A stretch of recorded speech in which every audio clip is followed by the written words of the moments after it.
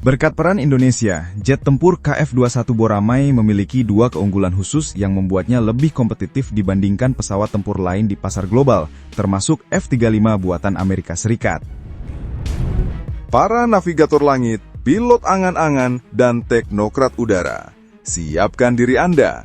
Kita akan terbang bersama menembus awan informasi soal jet tempur masa depan KF-21 Boramae. Tapi jangan takut turbulensi, narasinya tetap jenaka dan membumi. Jadi begini, ada satu negara yang dulunya dikenal karena boy bandnya, drama Koreanya, dan kimchinya yang bisa bikin mata berair lebih dari nonton drakor episode terakhir. Tapi sekarang, Korea Selatan mulai bikin dunia berair karena kagum.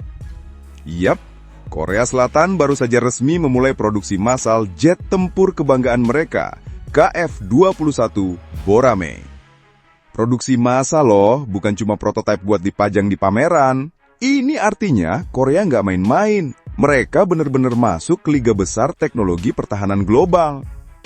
Bayangkan ya, dari tahun 2024 mereka udah mulai kontrak buat produksi 20 unit. Tahun 2025 tambah lagi 20. Total 40 unit untuk tahap awal. Tapi target mereka 120. 120 pesawat sebelum tahun 2032. Dan itu bukan mimpi di siang bolong. Itu roadmap yang dimatangkan pakai riset, teknologi, dan tentu saja modal yang gak sedikit. Sekarang, jangan kira jet ini cuma tampang doang. Boramae ini hasil kerja keras 250 perusahaan Korea. Dari radar AESA, sistem rudal, sampai bodinya dirakit Korean Air. Serius, pesawat ini tuh hasil gotong royong digital industrial versi negeri ginseng Korea.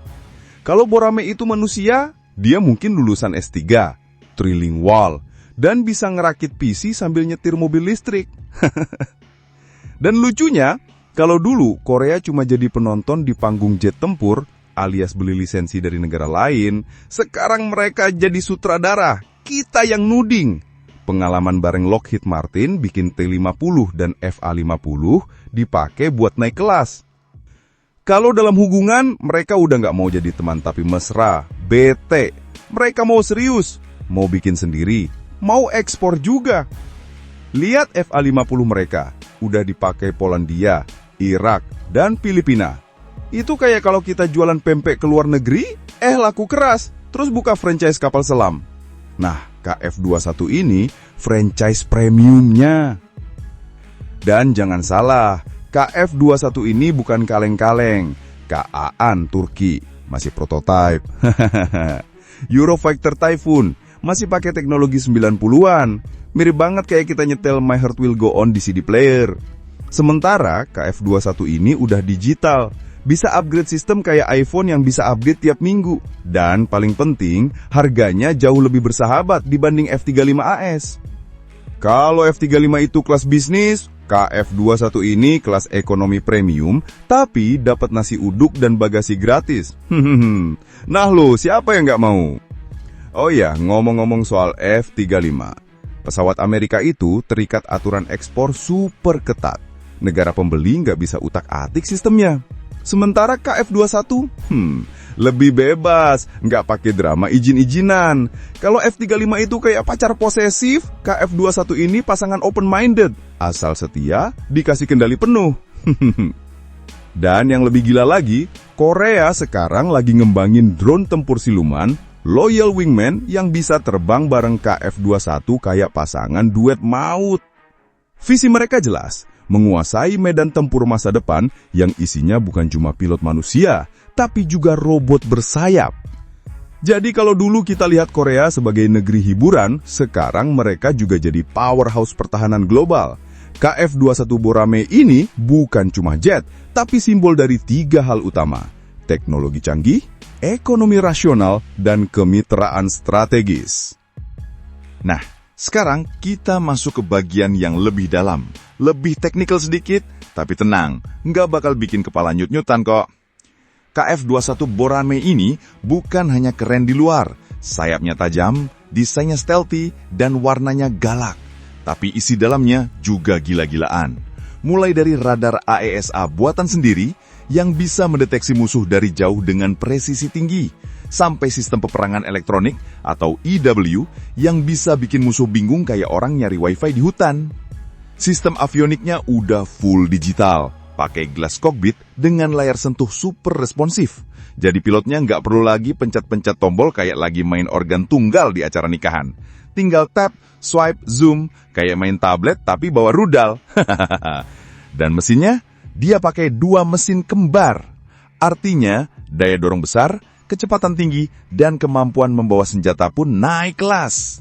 Kalau Gripen Jas 39E ibarat motor sport 1 silinder yang lincah, KF-21 ini Moge 2 silinder turbo dengan bagasi ekstra buat bawa oleh-oleh, berupa bom pintar dan rudal jarak jauh. Tapi bukan cuma itu.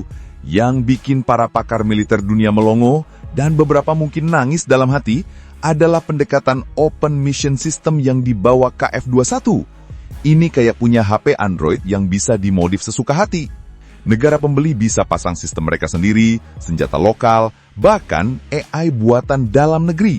Bukan cuma hemat, tapi juga bikin negara pembeli merasa punya kedaulatan penuh. Ini beda banget sama pesawat barat yang sistemnya dikunci.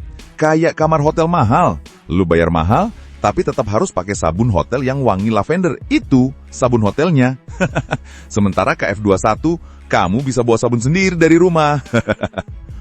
Dan kalau bicara soal ekspansi, jangan kaget. KF-21 ini sudah mulai dilirik banyak negara. Indonesia sebagai mitra utama udah komitmen buat ambil 48 unit. Ini kayak pre-order gadget baru sebelum launching, tapi skalanya internasional. Bahkan negara-negara yang sebelumnya ragu, sekarang mulai ngelirik-lirik kayak orang di toko emas lagi pura-pura nggak pengen beli. Padahal udah ngitung duit di dompet. Apalagi dengan catatan ekspor Korea yang makin kinclong. FA-50 udah dipakai NATO loh, Polandia pesen sampai ratusan. Jadi wajar kalau dunia mulai ngelirik KF-21 kayak fans ngelirik bias K-pop mereka dari belakang panggung. Dan yang bikin semua ini makin menarik adalah investasi Korea dalam jangka panjang. KAI dan pemerintahnya itu nggak cuma fokus pada hari ini, mereka mikir 10 tahun ke depan. Investasi Litbang atau R&D pertahanan mereka tembus USD 5,3 miliar per tahun. Itu setara bikin puluhan startup unicorn, tapi bentuknya jet tempur. Dan mereka nggak berhenti di Borame. Mereka lagi dikembangin juga drone siluman, Loyal Wingman, bahkan AI untuk skenario perang masa depan.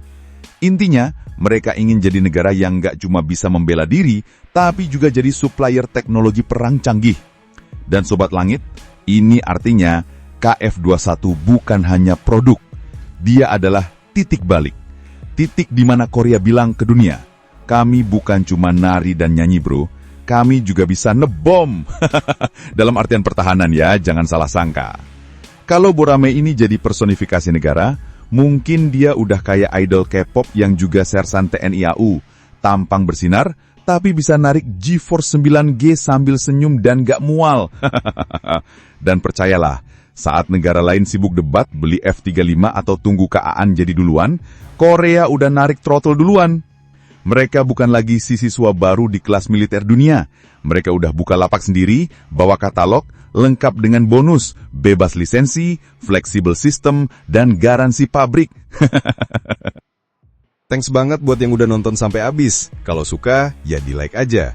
Kalau merasa cocok, langsung subscribe. Dan kalau jempol udah gatal pengen ngetik, antem aja tuh kolom komentar. Mau debat? Boleh. Mau bercanda? Gas! Yang penting sopan.